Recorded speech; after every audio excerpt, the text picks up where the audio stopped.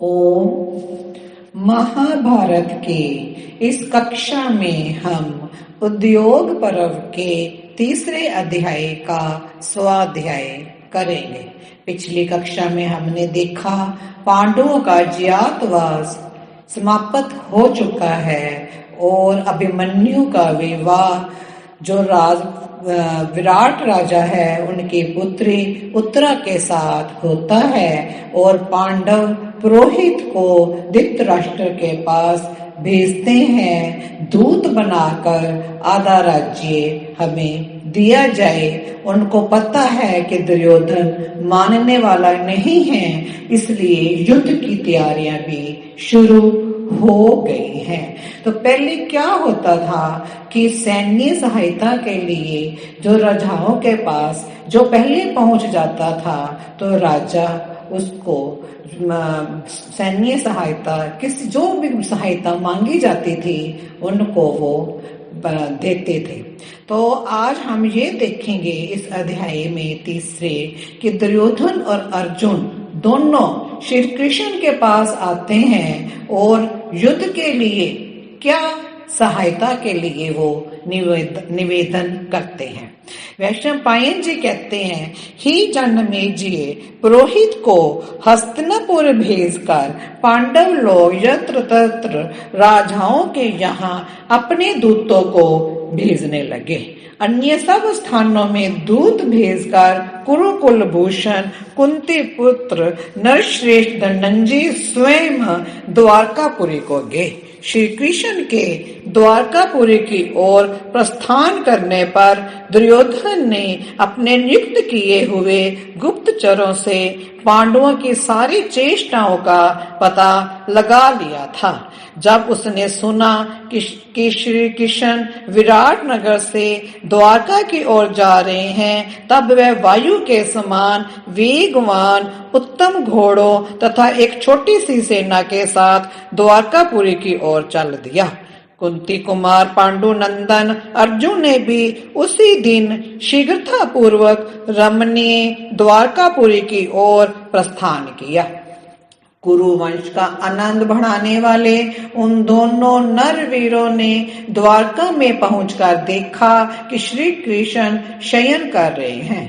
तब वे दोनों सोए हुए श्री कृष्ण के पास गए। श्री कृष्ण के शयन काल में पहले दुर्योधन ने उनके भवन में प्रवेश किया तथा उनके सिरहाने की ओर रखे हुए एक उत्तम सिंहासन पर बैठ गया।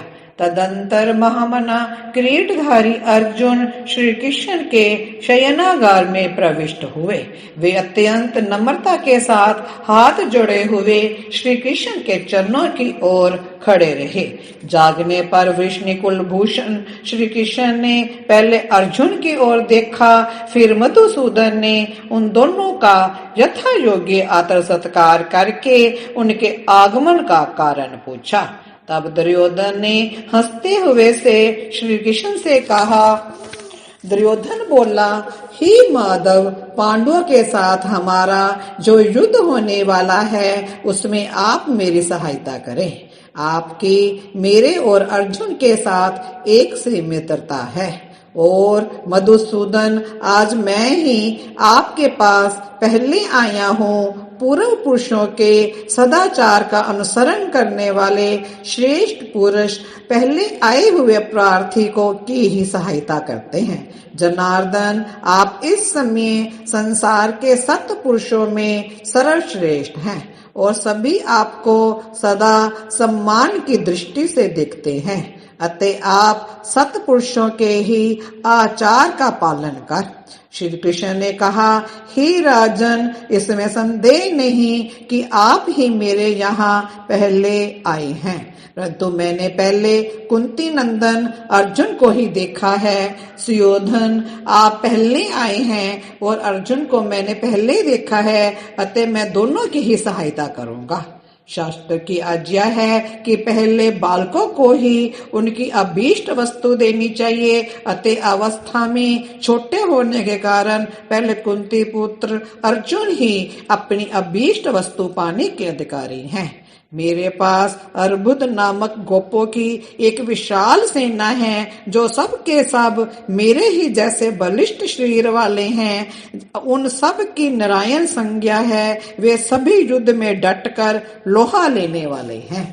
एक ओर तो वे दुर्धर्ष सैनिक युद्ध के लिए उद्धत रहेंगे और दूसरी ओर मैं अकेला रहूंगा, परंतु मैं ना तो युद्ध करूंगा और ना ही कोई शस्त्र ही धारण करूंगा।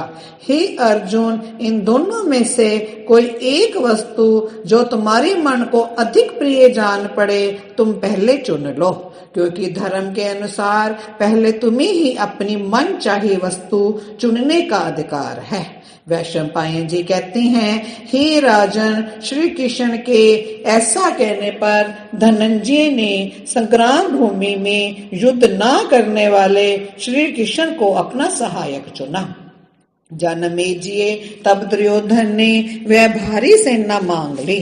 उन योद्धाओं को पाकर और श्री कृष्ण को ठगा गया समझकर राजा दुर्योधन को अति हर्ष हुआ।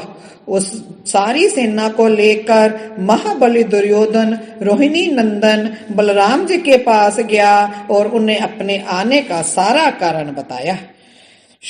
मैं कृष्ण की ओर देखकर मन ही मन इस निश्चय पर पहुंचा हूँ कि मैं ना तो अर्जुन की सहायता करूंगा और ना दुर्योधन की ही। पुरुष श्रेष्ठ, तुम समस्त राजाओं द्वारा सम्मानित भरत वंश में उत्पन्न हुए हो। जाओ, क्षत्रिय धर्म के अनुसार युद्ध करो। वैशंपायन जी कहते हैं, हे जनमेजय, बलराम के ऐसा कहने पर दुर्योधन ने उन्हें हृदय से लगाया और श्री कृष्ण को ठगा गया जानकर युद्ध में अपनी निश्चित विजय समझ ली। तत्पश्चात धृतराष्ट्र पुत्र राजा दुर्योधन कृतवर्मा के पास गया। कृतवर्मा ने उससे एक अक्षौहिणी सेना प्रदान की। उस सारी भयंकर सेना के द्वारा गिरा हुआ कुरुनंदन दुर्योधन अपने सुहृदों का हर्ष बढ़ाता हुआ बड़ी प्रसन्नता के साथ हस्तिनापुर को लौट गया।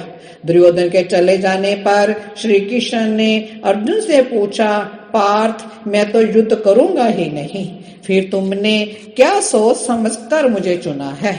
अर्जुन बोले, हे पुरुषोत्तम, आप अकेले ही उन सब को नष्ट करने में समर्थ हो, इसमें तनिक भी संदेह नहीं। आपकी कृपा से मैं भी अकेला ही उन सब शत्रुओं का संहार करने में समर्थ हूँ। आप संसार में यशस्वी हैं, आप जहाँ भी रहेंगे वहाँ ही यश आपका ही अनुसरण करेगा। मुझे भी यश की इच्छा है, अतः मैंने आपका वरण किया है। मेरे मन में बहुत समय से ये इच्छा थी कि आपको अपना सारथी बनाऊं, अपने जीवन रथ की बागडोर आपके हाथों में सौंप दूं। मेरी इस चिरकालिक अभिलाषा को आप पूर्ण करें। श्री कृष्ण ने कहा, हे पार्थ, तुम तो जो शत्रुओं पर विजय पाने में मेरे साथ स्पर्धा रखते हो वह तुम्हारे योग्य ही हो।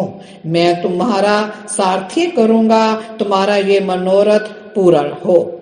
वैशंपायन जी कहते हैं, जनमेजय, इस प्रकार अपनी इच्छा पूर्ण होने से प्रसन्न हुए अर्जुन श्री कृष्ण सहित प्रमुख दर्शावंशी यादों से घिरे हुए पुण्य युधिष्ठिर के पास आए। इस तरह हमने इस अध्याय में देखा कि द्वारका में दुर्योधन और अर्जुन दोनों श्री कृष्ण के पास पहुंचते हैं। श्री कृष्ण कहते हैं कि अर्जुन छोटा है, इसलिए पहले ये मांगे कि क्या सहायता चाहिए, सेना चाहिए या मैं चाहूं, मुझे चाहिए, लेकिन मैं युद्ध नहीं करूंगा और कोई हथियार नहीं उठाऊंगा। लेकिन अर्जुन श्री कृष्ण को मांगते हैं और अर्जुन और पांडवों को जो सेना सारी मिल जाती है।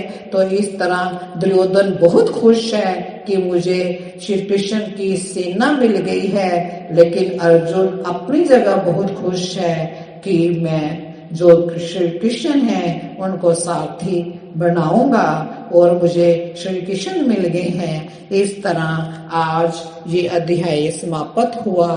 तो अगर आपको महाभारत की हमारी ये कक्षा ये वीडियो पसंद आ रही है तो आप अवश्य ही इसे लाइक करें, शेयर करें, सब्सक्राइब करें। ओम शांति शांति।